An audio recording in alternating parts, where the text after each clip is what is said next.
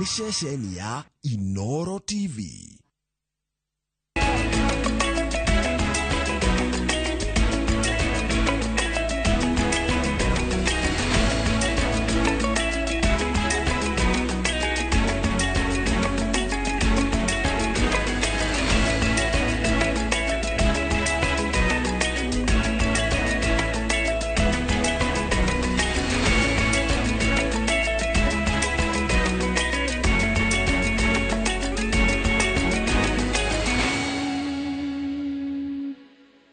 Maria tukuhariirie Inooro miaraho.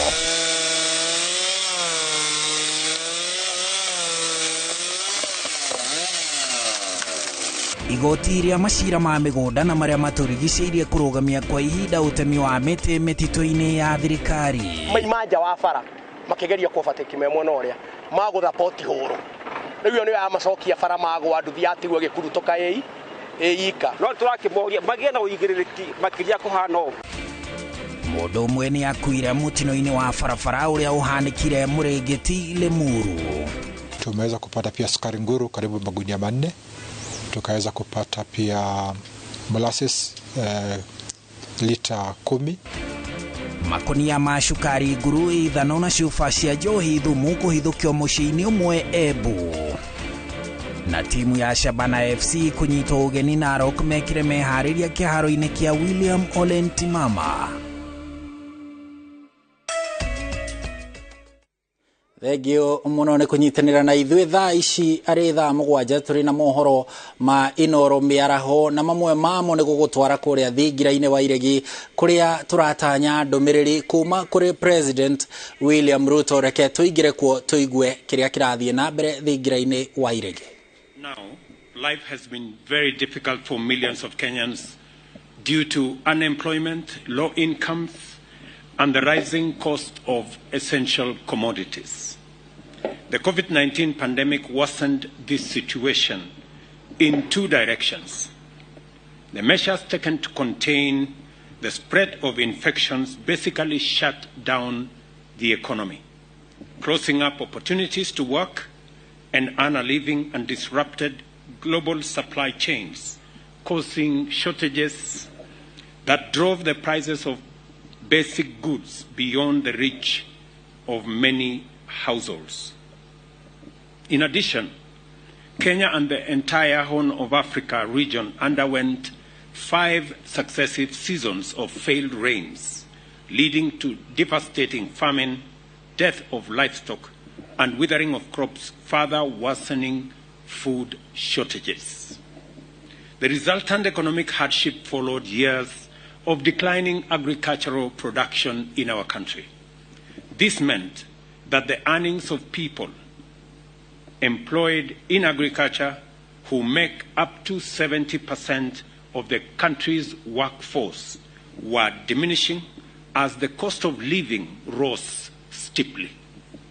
Scarcity of essential food items drove the cost of food as a share of household expenditure all the way to 54% on average. For these reasons, the bottom-up economic transformation agenda recognized that Kenya's poor economic performance was primarily due to underperformance of agriculture. Agriculture's contribution to employment, to incomes, foreign exchange, cost of living, and industrialization has 2 related implications. 1, neglecting to invest in agriculture deprives the economy of a tremendous opportunity to grow steadily, increasing unemployment, poverty, and inequality. 2, strategic interventions in agriculture can ignite the national economy and set it on the path to inclusive growth. On my first day in office, I outlined to the nation the hard times and difficult choices we faced, as well as the respective costs and benefits of policies at the time and the strategies proposed in our agenda. It was clear that low agricultural productivity was not only raising the cost of living, but also driving poverty among millions whose livelihoods are connected to agriculture. As I've said, 70% of all employment is from the agricultural sector, with its linkages in manufacturing, value addition, and agro-processing. At the same time, the importation of food items and expenditure on subsidies, including duty waivers, were depleting our foreign exchange and exerting severe budgetary pressure without attacking the fundamental productivity problem. We were living dangerously and beyond our means. I therefore propose to retire the prevailing policy of subsidizing consumption in favor of subsidizing production. Instead, we started investing in agriculture, the country's biggest employer, largest contributor to our GDP, and the mainstay of all our rural communities and economies. The strategic objective of this intervention was to facilitate all Kenyan farmers to transform their production from a futile struggle for meager subsistence, which comprises brief moments of food availability, followed by long periods of scarcity, malnutrition, and poverty. Instead, we transformed this to surplus production, food security, and sustainable incomes. Because arable land in Kenya is limited and our population has increased over the years, the only way to increase agricultural productivity is through the use of high-quality inputs, in particular fertilizer, which significantly increases crop yields in the same area of land, use mechanization, and support farmers to be able to produce. In other words, by addressing the cost, quality, and availability of inputs and associated direct production expenses, we were setting out to liberate our agricultural sector from chronic underperformance and transforming it into the primary driver of our bottom-up economic transformation agenda and the foundation of Kenya's prosperity, industrial capacity, and competitive advantage. Upon assuming office, therefore, I announced that the government would prepare farmers for the last planting season that was late last year by making available 300,000 metric tons or 6 million bags subsidized at 3,500 each, down from 7,000 a bag last season. The program was going to be accompanied by a farmer registration exercise and the deployment of an accurate and transparent e-voucher system for managing distribution of the farm inputs. We were also going to collaborate with county governments to facilitate last-mile delivery to farm gates. I am very happy that some county governments actually worked with us on this exercise, and we were able to open additional stores in different parts of the country. Earlier in the year, I presided over the launch of the first phase of the subsidized fertilizer program and the inaugural phase of the National Farmer Digital Registration exercise. For the first time in more than a decade, the fertilizer reached farmers in time to prepare for planting, and in that time, we delivered 2 million 50-kilogram bag to farmers last season. Similarly, since the onset of the long rains this year, we have prepared farmers in 41 counties and delivered to them 3,536,162 bags of crop-specific, region-specific fertilizer, and in the process registered more than 5 million farmers and issued 628,512 e-vouchers and established a last-mile distribution network. For the first time in our country's history, we are providing farmers with fertilizer whose formulation is customized to feed crops with their specific requirements of elements and address local soil nutrient composition. It is also the first time that fertilizer has been delivered directly to farmers on the basis of land acreage and crop production capacity, thanks to technology.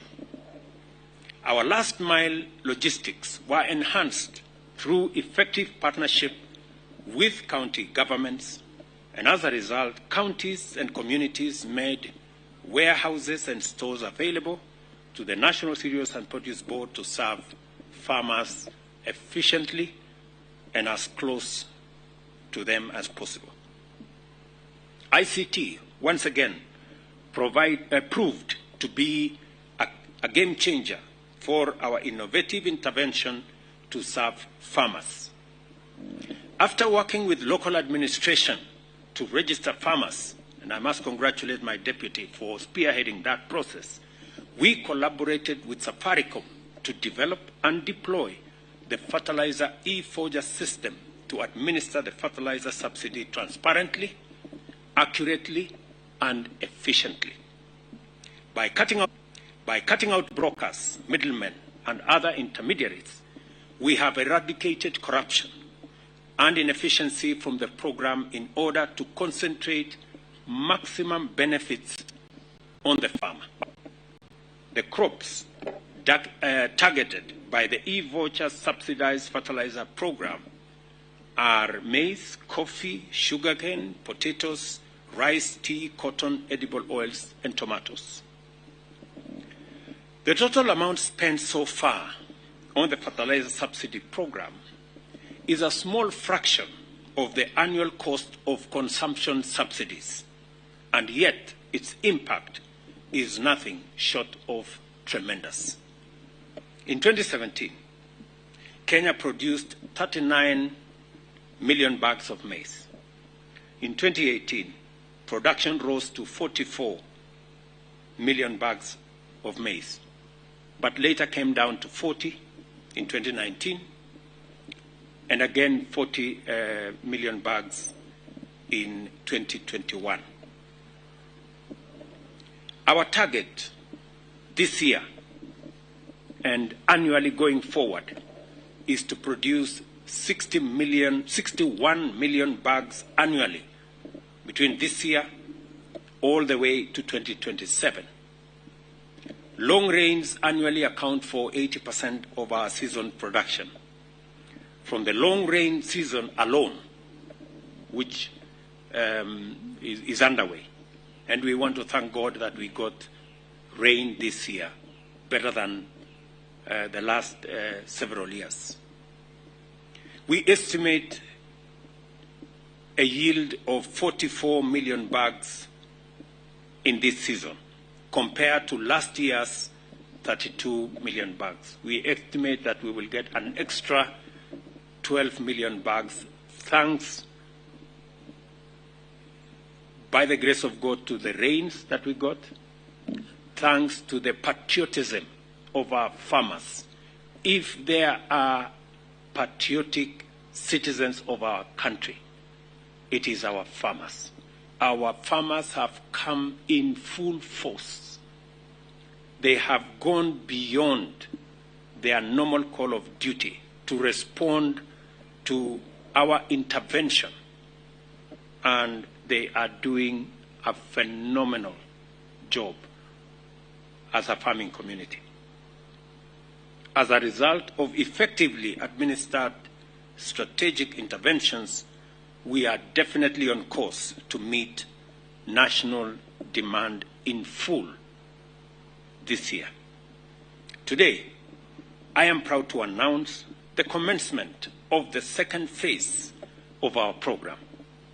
On this leg, We shall begin to immediately bring down the price of fertilizer from 3,500 to 2,500 per 50 kilogram bag beginning yesterday.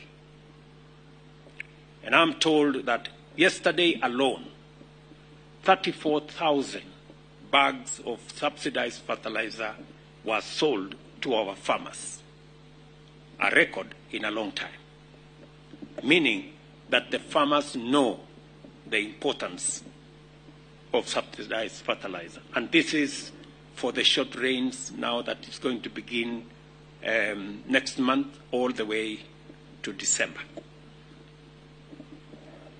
At this price, we expect significantly higher uptake of fertilizer. Since fertilizer is the game changer of our agricultural productivity, this should translate to higher production in the next planting season. I encourage farmers to embrace better and greater use of fertilizer to increase yields in the coming seasons.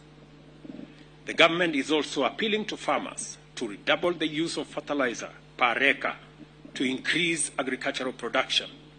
In the long rain season, most farmers used 1 bag of fertilizer per acre. Data shows that if you double the fertilizer per acre, you will get more yield from between 20 and 25 bags per acre. Many farmers who use 1 bag per acre get anywhere between 12 and 15 bags. But if they double the use of fertilizer, and I want every farmer to listen to me because this is what I do in my farm. Yeah? When you double the use of fertilizer, there is a direct correlation to the production that you get as a farmer.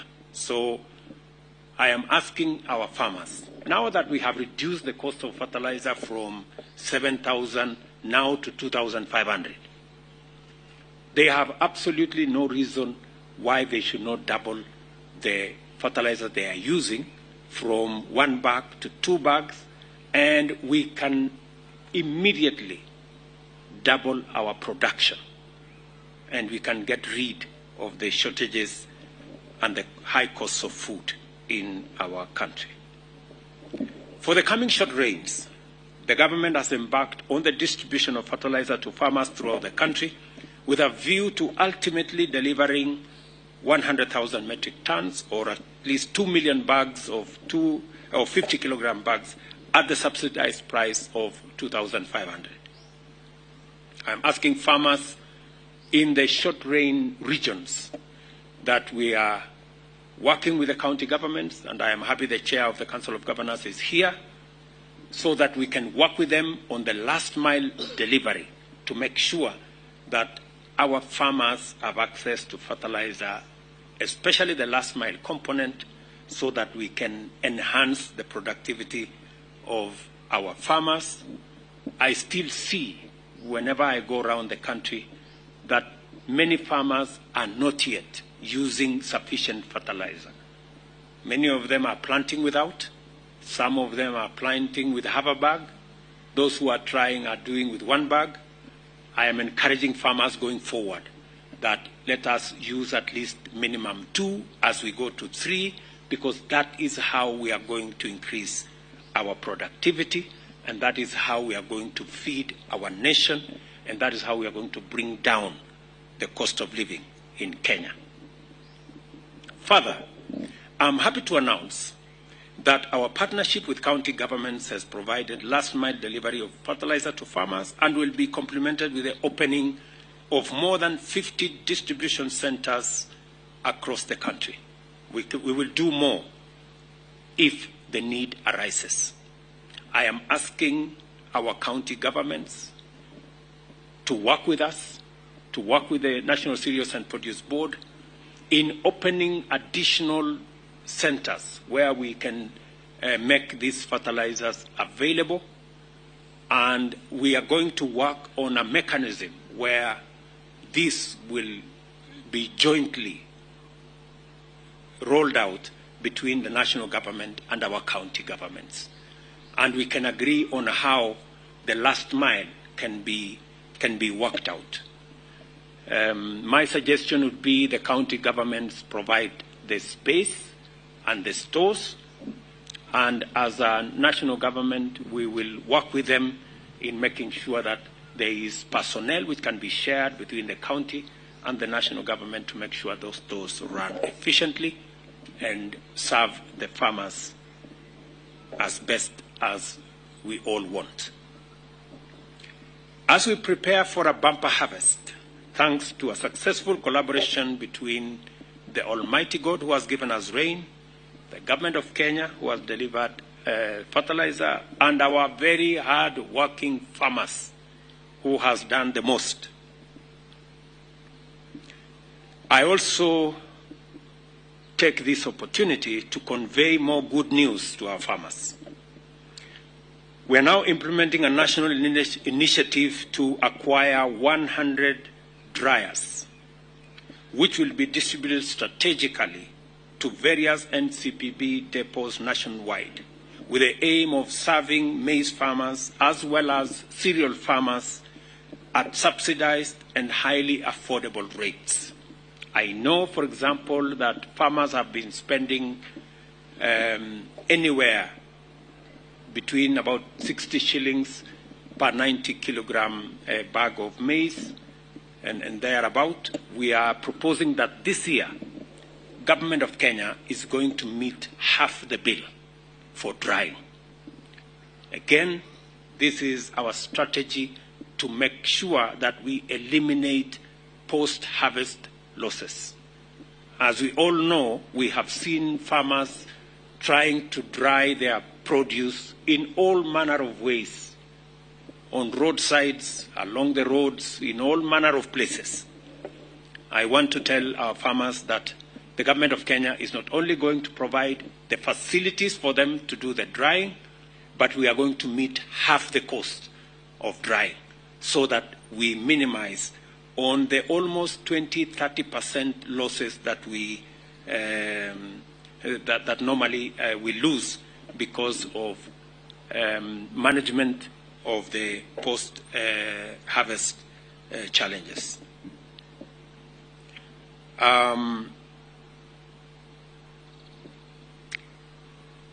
We are also doing this because the weathermen are telling us that there might be some El Nino rains further down the road, and we want to make sure that the El Nino rains do not disrupt our production.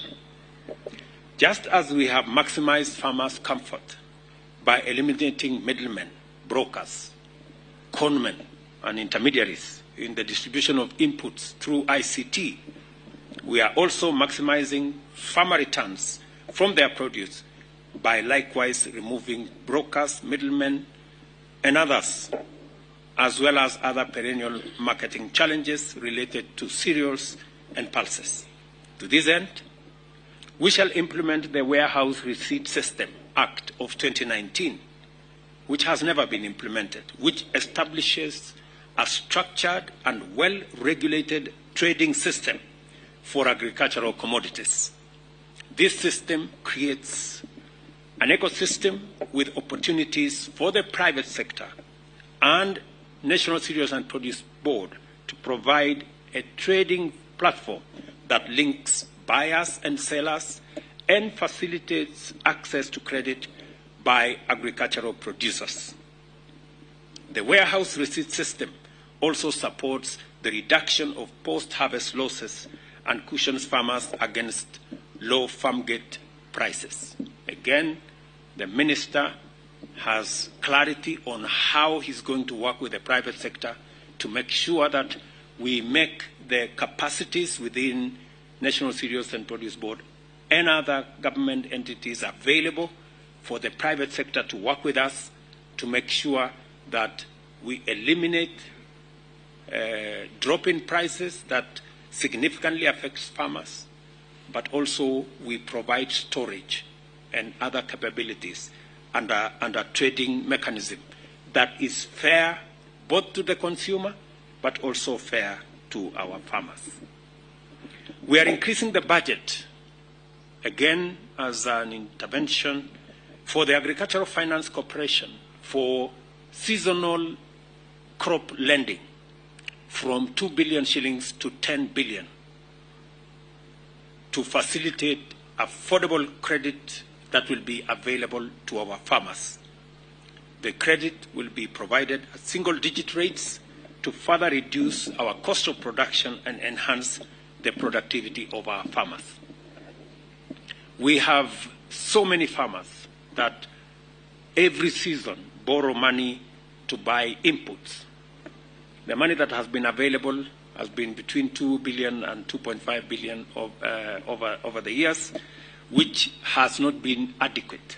This year, we are scaling that up to 10 billion shillings, and I am telling farmers across the country that they can now have access to affordable credit to help them support the country in matters food production and also making sure that we have a thriving agricultural sector. We are also working with the private sector and county governments on a comprehensive mechanization program to increase available tractors and other farm machinery to further enhance the efficiency and productivity of our farmers. As you are all aware, some of our farmers are still using all manner of practices, including auctions and all manner, and their productivity is limited. We have scope. Our mechanization is currently at around 45%. It is the intention in the next 5 years to drive that to 75% mechanization in Kenya. The program that we already have in place is the first 10,000 tractors and other machinery. We are at the tail end of discussions between Government of Kenya and who we are going to demand that they set up assembly plants in Kenya to support our agricultural machinery delivery and also to support our productivity. We will be giving our farmers news before the end of the year on the comprehensive mechanization plan, and I'm happy that many counties are part of this discussion so that they too can support farmers in making sure that we build on our mechanization capabilities. I commend all the governors who have responded positively and robustly to our proposal for partnership in serving our farmers so that they can serve our nation better. Thank you very much, Your Excellencies, governors who are here, and I look forward to celebrating many abundant harvest seasons this year with you and your colleagues whom you are representing here. I also thank profoundly our farmers. As I said, they are the most patriotic Kenyans that I know, that even when things are difficult, they still go to our farms to produce food for the nation. Through their hard work and the interventions we have made, through the fertilizer subsidy program and other programs, our farmers have expanded just this year an extra 200,000 acres compared to last year. Our ultimate target is to double agricultural productivity in Kenya by 2027. Your government stands with you and will support you as you pursue our shared aspiration for prosperity and national agricultural competitiveness. I say this to our farmers, and I speak to them with a lot of passion, not because I'm one of them, but because they are doing a phenomenal job. Thank you very much. I will take a few questions.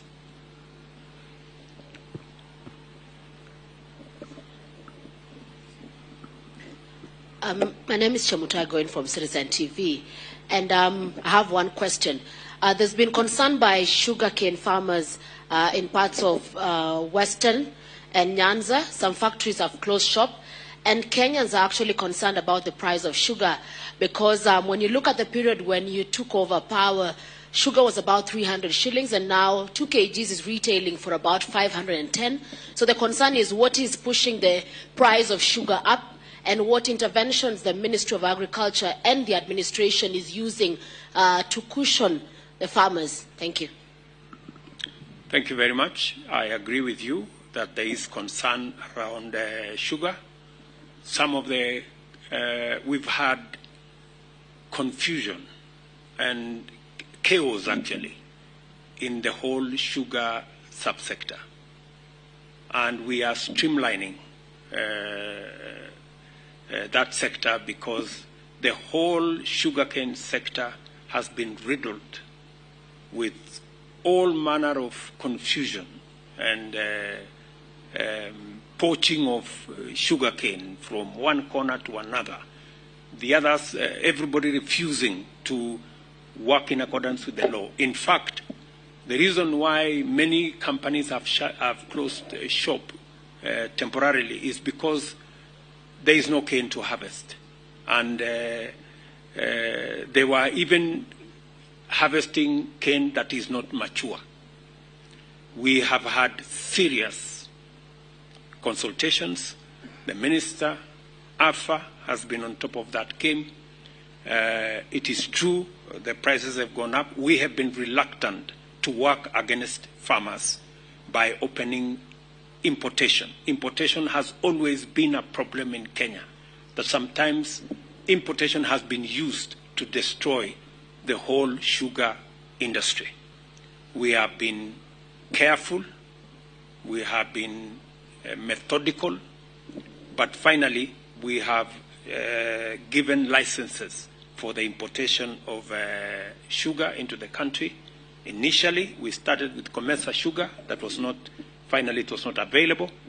We have, as required by the signatories that we are signatories to, we cannot open sugar to other markets before we start with the Comesa sugar.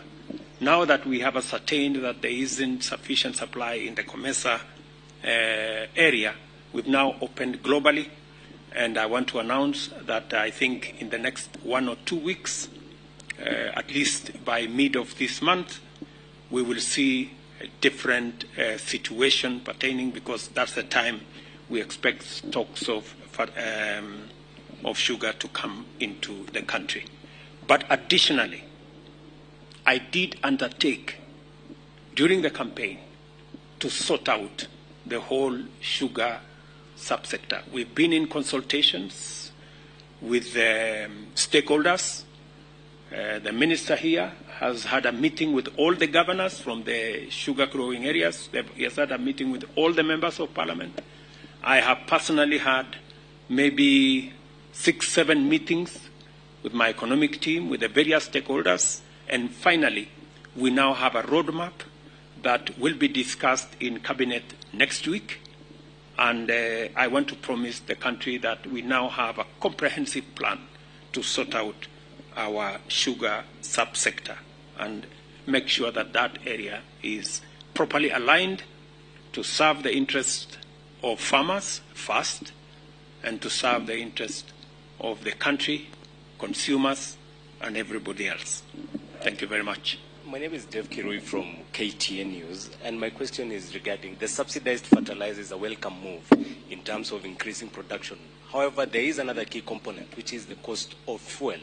And what is the government doing about that, since the cost of fuel, specifically diesel, has been rising steadily? Thank you very much. As you are aware, our intervention in that space is what I said earlier, that we cannot go into subsidizing consumption. And the interventions we are making in making sure that we have a farmer community that is motivated to produce food. And you can see from the numbers that by reducing the cost of fertilizer, we have an additional 200,000 acres of farmland that has been brought into production. We have the uptake that is phenomenal. I just told you that in one day we sold 34,000 bags of fertilizer, the highest this season. It tells you that the interventions we are making, the farmers are responding. We cannot obviously intervene in everything, but we intervene in the areas that we believe will give us the highest return on our intervention, and an intervention that is targeted. There is no way, for example, you can target fuel for agricultural production. It becomes a very difficult exercise to target. We can easily target fertilizer because you cannot use fertilizer to do anything else. It's only to plant. That's why it's easy.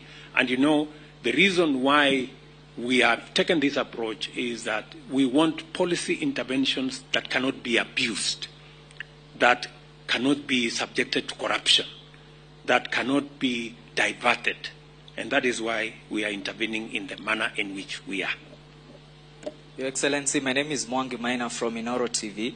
My first question is, you have rightfully said that one of the challenges we face as a country is an inadequacy of land and population. But in some of the most productive counties, we have seen a craze of land subdivision. What is your government doing to ensure that we do not lose all the arable land that we are having? Secondly, concerning the coffee sector, right now... Why don't I answer you that one? Okay, it's okay, sir. Affordable housing. The reason why we have affordable housing, and you've asked a very important question. The reason why we are working on affordable housing is because we want to reverse the land fragmentation for settlement that is going on in Kenya, denying us the opportunity to use that land for agricultural and food production. Instead, it is being subdivided for settlement.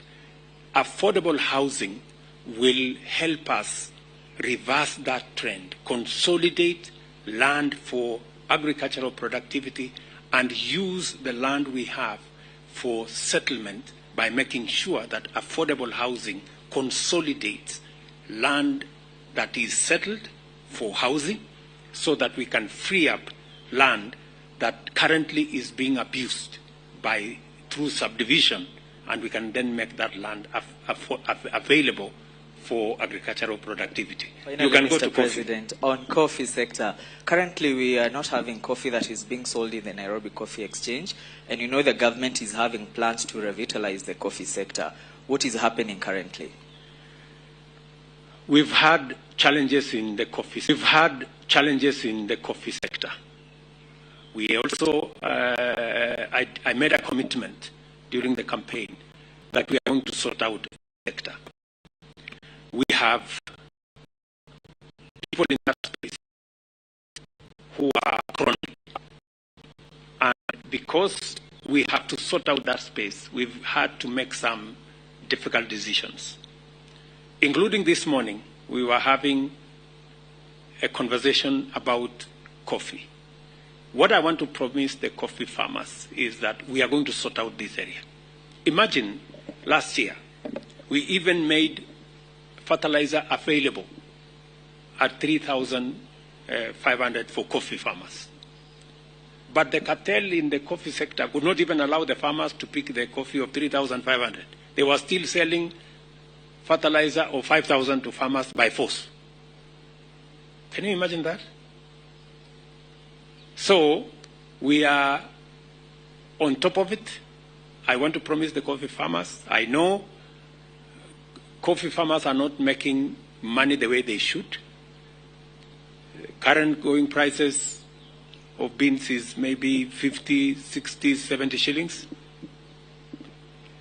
We made a commitment that we are going to have a floor price of between 100 and 120 shillings per kilo, going upwards, progressing towards 150.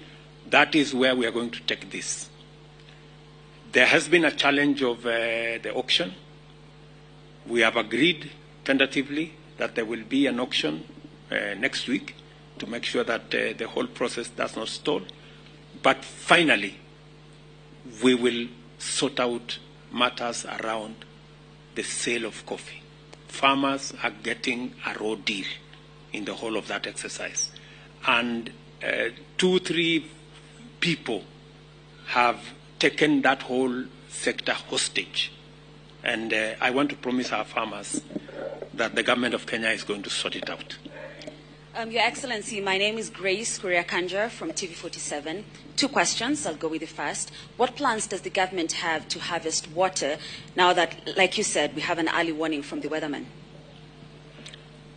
And your second question? My second question, Your Excellency, is ahead of the anticipated talks between Kenya Kwanza and Azimio. Please, let's not go there. Let's not go there. So let's stick with the first question. We have a whole program. As you have seen, we have already advertised the first 33 mega dams. The analysis is going on at the moment of the various tender documents as part of our big plan on water harvesting.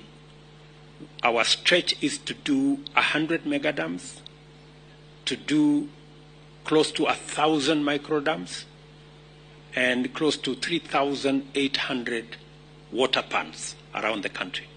That is a program that Alice Wahome, CS Alice Wahome and her team are working on. They will be sending a brief to Cabinet in the next 1 week, and we are well on course on harvesting water because it is a major component that is going to drive our farming through irrigation, is going to drive our health through making sure that there is clean water for drinking, is also going to drive our livestock industry by making sure that we have water for livestock. So it's a very important sector. It is one of our big focus, our big tickets, and we are working on it. Thank you very much. My name is good people. My name is Gitao Wanjiko, and my question touches on Pelis or Shamba system. I would like to know how does it contribute to the food security? And on the other hand, we have felt, and some people feel that the Shamba system contribute into environmental degradation.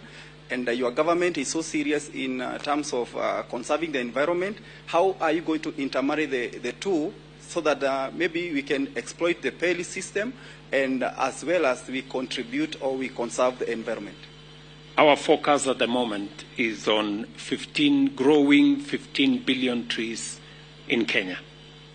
We have a comprehensive plan on how that is going to be achieved. And we will be making a statement, a comprehensive statement on all the challenges we are having and what needs to be done to make sure that we respond appropriately in that space. I know there has been concern, for example, on the lifting of the moratorium on tree harvesting. I want, for avoidance of doubt, that that will not be an occasion to reverse our tree planting exercise. What we are doing, we are going to make sure that that exercise does not lead to what we have seen in the past. And it is the reason why this year we have hired an extra 1,500 forest officers, including wardens, to make sure that we take full charge of the exercise around our forests, and to make sure that if we are harvesting trees because they are mature and they are commercial plantations, it is just that, coordinated properly, because there is value in us using some of the resources, especially in the commercial plantations, to drive our 15 billion tree growing plan. The resources that we need in that space is going to be plowed back. In fact, there is no single coin that is going to come from commercial forestry and the harvest of commercial trees that's going to go outside, making sure that we drive our plan on 15 billion trees. But again, we are going to issue a comprehensive statement in that direction. Have a good afternoon, good people. Asanteni sana. God bless you. And please pray for our farmers. They are doing a wonderful job. Asante.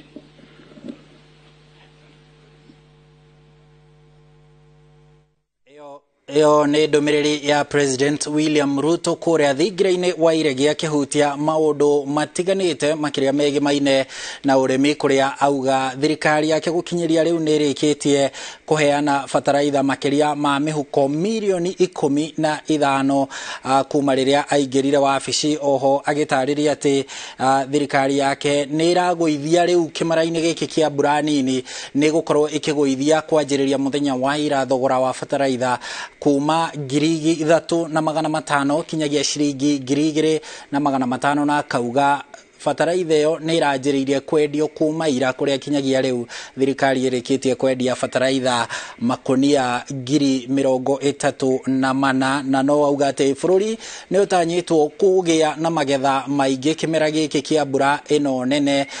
Akiuga hĩndĩ ĩyo ĩngĩ tũkoragwo tũkĩgetha makonia ma gatagatĩ ka milioni 30 kinyagia milioni 44. No president arauga atĩ kũringana na ũteithio ũrĩa thirikari ĩhete arĩmi wa bataraitha, arĩmi nĩ megũkorwo makĩgetha makĩria ma makonia milioni 61 mwaka ũyũ wa kĩmera kĩu kĩa mbura ĩyo nene. President no ahutia kĩũria orio nĩ Mwangi wa Maina, mwandĩki witũ ũrĩa wĩ kũu thingira-inĩ wa iregi, yakorwo akĩmũria ũhoro wĩgiĩ arĩmi a kahũa, ũrĩa kũratuĩka kahũa gatirendio karĩ o kũrĩa thoko-inĩ no gatirĩ karendio gakomete o kũu. President auga nĩ gũkoretwo na andũ arĩa metagwo cartel kana tũrĩa nĩme tũraremithia wendia wa kahũa ka bũrũri, na auga ũhoro ũcio nĩ ũgũkorwo ũkĩmũrĩkanwo naguo ica-inĩ ikuhĩ. Na president no arĩrĩrie ũhoro ũrĩa nyũmba cirakwo kũndũ kũingĩ, andũ magatinangia mĩgũnda ĩrĩa ĩrĩmagwo na ũguo ũrĩmi ũkaga gũkinyanĩra ũrĩa kũbatiĩ. President agĩtarĩria o rĩngĩ atĩ ũhoro wa waki wa nyũmba nĩguo gũteithĩrĩria mĩgũnda ya ũrĩmi ĩtige gũtinangio.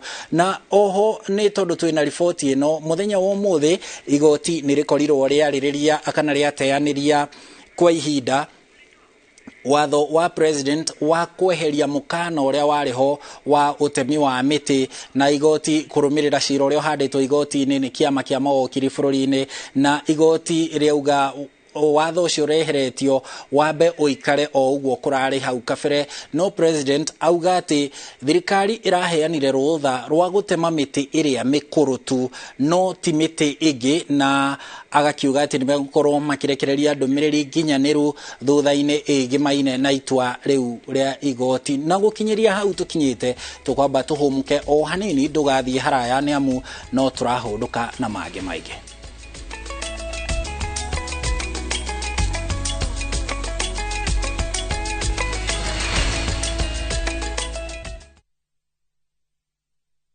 Tatuo macani uramenya bola siniraumire.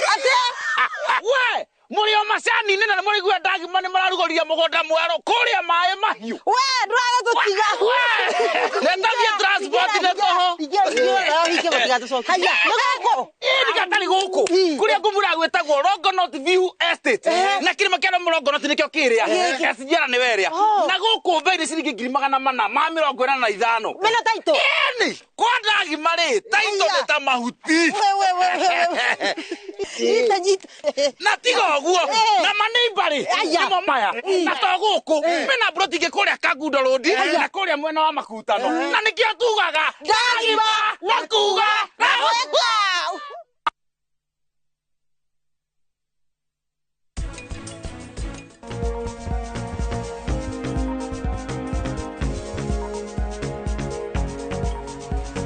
Shana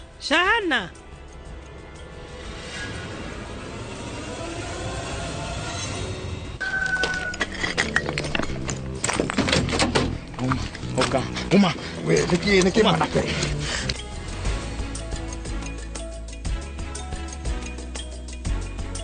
Shield your families from germs. When Dettol is a part of every household bucket, then you and your family can stay protected from up to 100 illness-causing germs. Everyday use of Dettol keeps my loved ones protected.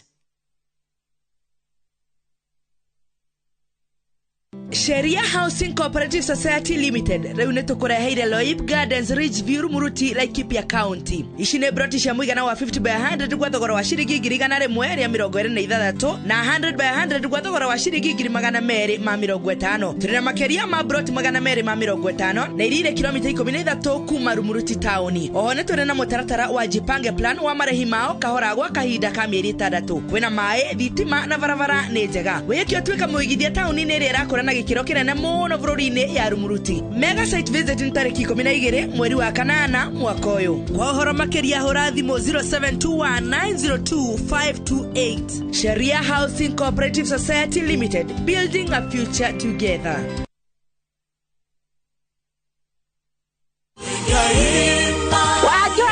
Mwega wangwa ngororete ku indi mwega ndakinya Brico Homes indi igwete mena project teacher negwa mena project teacher eretwo Eastern Breeze nitwekinyio kuo indi Brico Homes mena ngundu thaka ategwo ni nabe ine fasirire na ino ni phase 1 kwena 2 na 3 siroka jetagwo Paul Waiganjo guku ni Jos Kamala na kuonio broti ni o muthenya thogora ni $480 o hamwe na marihi ma title fee. Twina open day mweri 2 mweri wa kenda niguo wigwatere broti yaku. Kwa horo makeria tuhurire thimo namba 0721077077 kana utusherere Jewel Complex Roysambu 2nd floor kurigania na TRM. Brico Homes, a touch of fulfillment.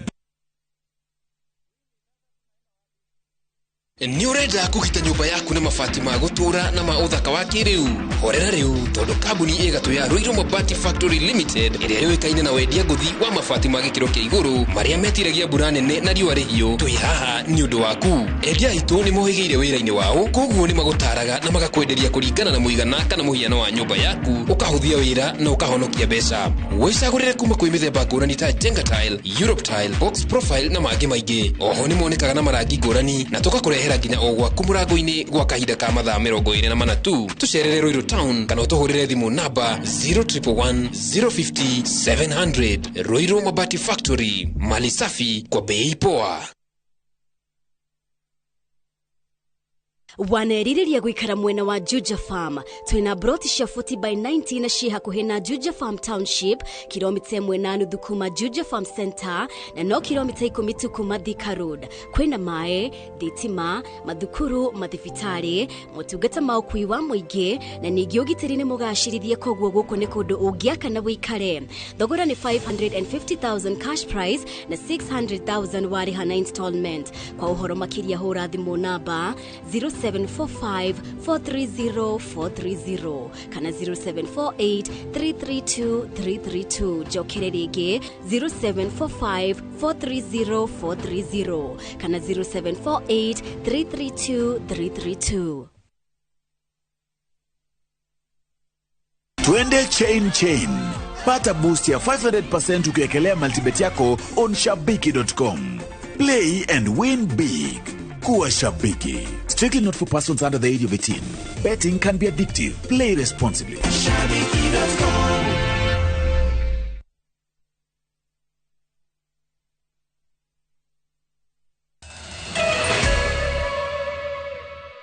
Nitwacokereria ngatho cia mwanya ni guthie na mbere guikarania na ithuĩ igoti iria maundu ma migunda na maria maturigicĩirie ni rĩrũgamĩtie watho wa President William Ruto wa kweheria mukana wa utemi wa mĩtĩ mĩtitũ-inĩ ya thirikari uria wagathĩkĩtwo mwaka-inĩ wa 2018.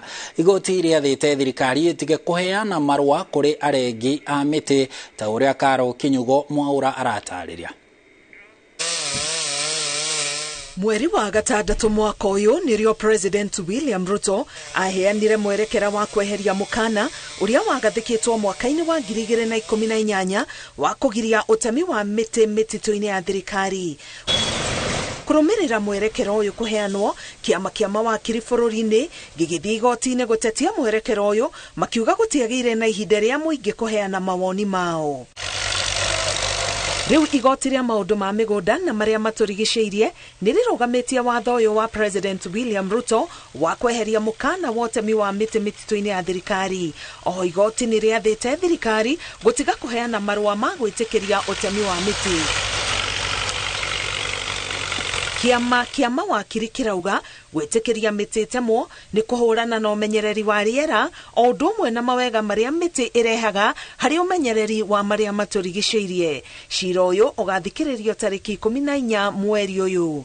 Ngiribotera Inoro TV, Getwa Karo Kenyugo Mwaura. Thegio Karo ni riboti yo na ndirerwo kumana na uria tuhatikitwo ni mathaa. Riboti yo ya Karo ni gututirihira mohoro maitu ma Inoro miaraho muthenya wa umuthi. Ngucokerie ngatho muno ni gukorwo wi hamwe na ithui na gukorwo uthurite ceceni ya Inoro TV mahinda-ini mothe. Ugie na miaraho miega. Ni njitagwo Harun Njoroge wa Maina.